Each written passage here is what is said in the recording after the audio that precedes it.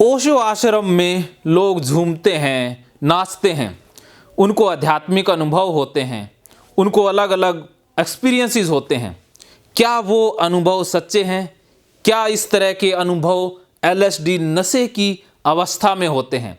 इस विषय की पूरी सच्चाई मैं मनोवैज्ञानिक राजेंद्र जोधपुरिया आज की इस वीडियो में लेकर आया हूँ।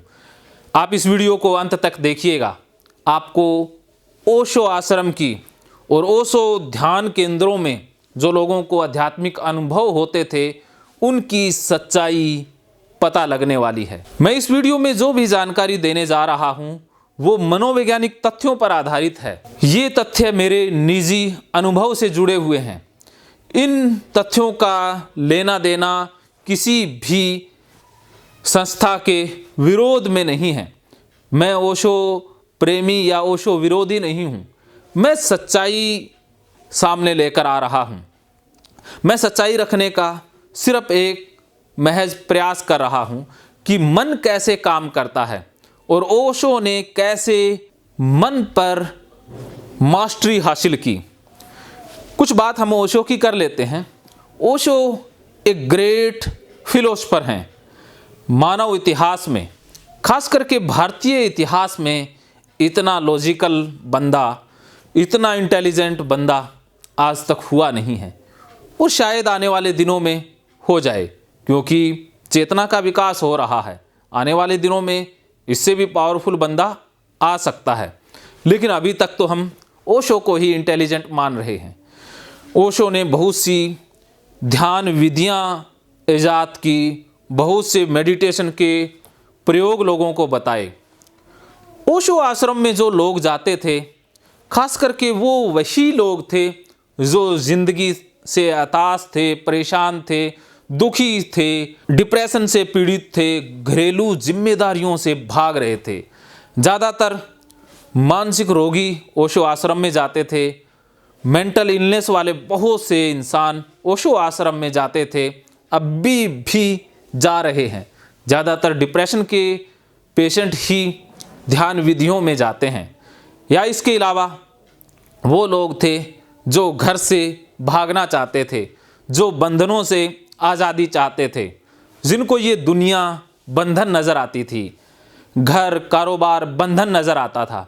उनको एक ज़िंदगी चाहिए थी, आज़ादी की ज़िंदगी, जिसमें उनको ना कोई टोके, ना कोई उनको रोके, मर्जी से सब कुछ कर पाएँ, चाहे बात यौन संबंधों की ही हो, क्योंकि भारतीय समाज में यौन संबंधों पर खुलेआम प्रतिबंध हैं। लेकिन इंसान की ये बेसिक ज़रूरत है। लेकिन ओशो ने इन्हीं सभी विषयों का वैज्ञानिक और तार्किक सहारा लिया और पढ़ी लिखी जनता के सामने ये विषय बहुत ही तार्किक और रहस्यपूर्ण तरीके से पेश किए तो लोगों को पसंद आए। लोग दुखी परेशान तो थे ही, लेकिन ओशो की बातों ने जादू कर दिया। लोग ध्यान शिविरों में आने लगे। भारतीय तो जाते ही थे, विदेशी भी आने लगे।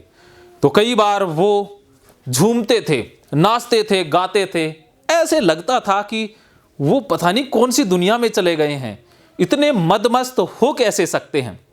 लेकिन इतने मदमस्त वो कैसे होते थे, इसके पीछे जो ओशो फॉलोवर हैं या बाकी लोग हैं वो यही कहते हैं कि ये उनका ही चमत्कार था।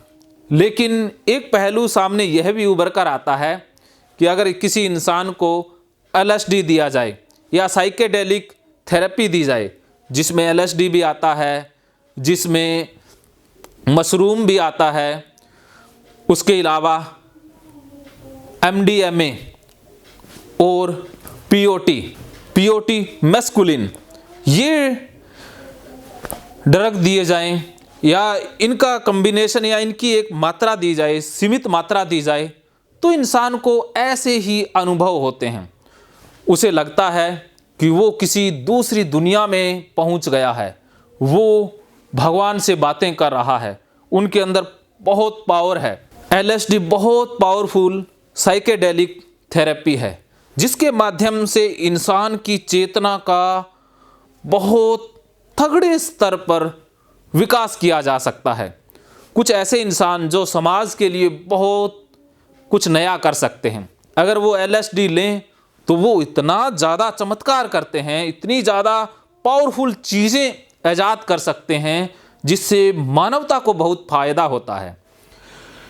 ओशो ने जो आविष्कार किए, मानव चेतना की जो बातें की, मानव मन की गहराइयाँ जो खोली, मानव मन का जो एक्सप्लेनेशन किया, आध्यात्मिक गहराइयाँ ओशो ने छुई, वो गहराइयाँ LSD के प्रयोग से भी छुई जा सकती हैं। तो ओशो आश्रम में जो आते थे, हो सकता है उनको हल्की डोज में या उनको डॉक्टरी जांच के द्वारा LSD की मात्रा दी जाए तो इंसान ऐसे ही अनुभव में खो जाता है, ऐसे ही सपनों की दुनिया में, ऐसे ही ख्यालों की दुनिया में, ऐसे ही हेल्यूजन और डेल्यूजन की दुनिया में इंसान खो जाता है।